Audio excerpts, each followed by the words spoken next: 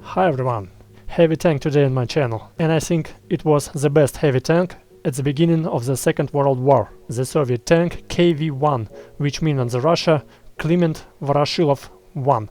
Kliment Voroshilov, he was a military man during Second Russian Revolution at the beginning of 20th century, and after the revolution he became a politician in the Soviet Union.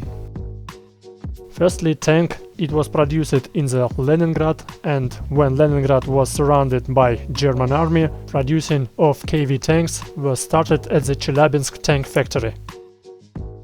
In first months of war against Soviet Union, heavy tanks became a big surprise for German army. It has good 76mm gun, and its armor became a real nightmare for German tanks crew. 75mm armor in front, side, back, and also in the turret. In those time, German tanks can't penetrate its armor, and German army can destroy KV tank only with artillery fire or using big anti-aircraft guns. But the biggest problem of KV tanks was unreliability of engine and trucks. It was too heavy for its 500 horsepower, 12 pistons diesel engine. Another big problem for the Soviet tanks army at the beginning of the war, it was bad supply.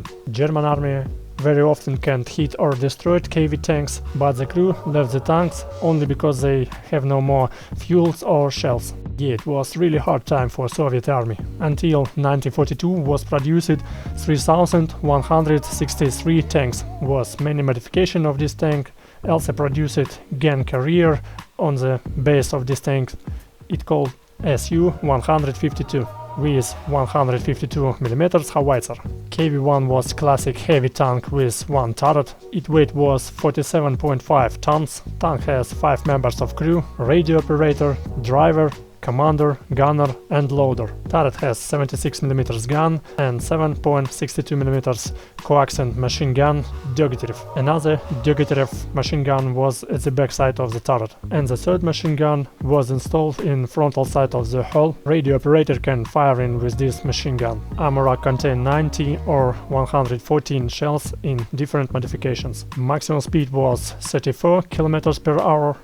Maximum range was 150 or 225 kilometers on the road and 90 or 180 kilometers at the off-road. During Second World War, the Soviet Union and Germany produced many different good heavy tanks, for example IC, IC-2, Tiger, Tiger-2, but I repeat, I think KV-1 was absolutely best heavy tank at the beginning of the war. So, what do you think about that?